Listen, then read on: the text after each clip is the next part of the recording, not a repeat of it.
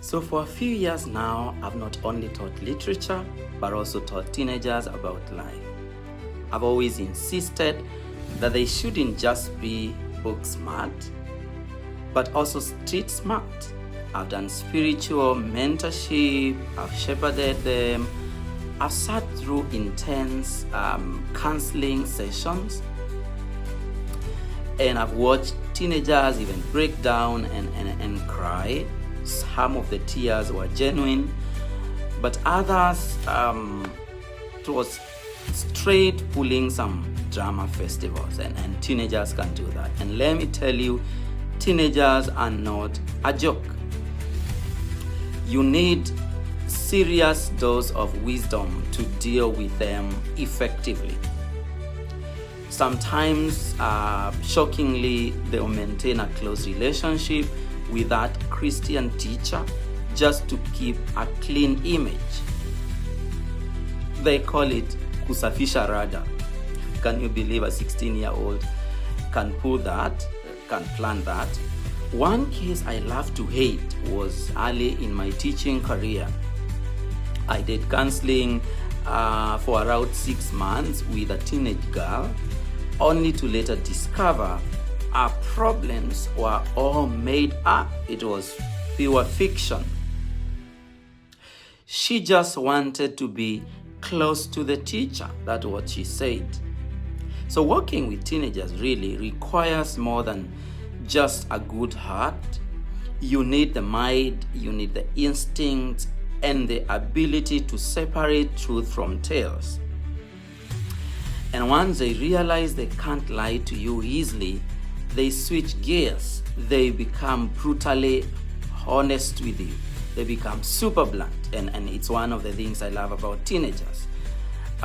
This is where I would have shared another story, but I've learned that you prefer lessons without long narratives.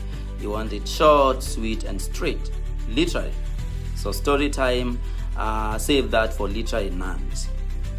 Now, here is something many parents don't realize. Teachers, especially in Kenyan boarding schools, might know a thing or two about your children that you actually don't. I've always said that in Kenya, most students live at school and only visit home rather than the other way around. It's also important to note that not every teacher just teaches and goes home. Some of us take a deep personal interest in knowing our students. We use a respectful relationship-based approach. We make sure our students feel seen, heard, and valued. And in that process, we earn their trust. And that's not to say such teachers are perfect. But most teenagers are really craving for that trust. Mostly they are not trusted at home, sometimes not even at church.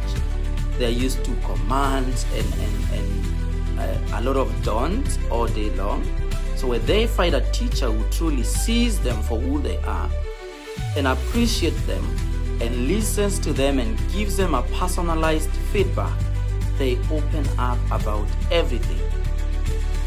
As a parent, you need to get close to that kind of a teacher. I get it. Maybe your experience with teachers hasn't been a great one. Some don't pick calls, some don't make time to talk about your children. But remember, these teachers don't necessarily represent the rest of us. There's a teacher who listens, a teacher who respects, a teacher who values, a teacher who deeply cares. That teacher is not perfect, but that teacher might just introduce you to a side of your child that you never knew existed, and you need to get close to that teacher. So whoever watching this, do one thing for me. Share this video with one teacher and one parent of a teenager. Thank you.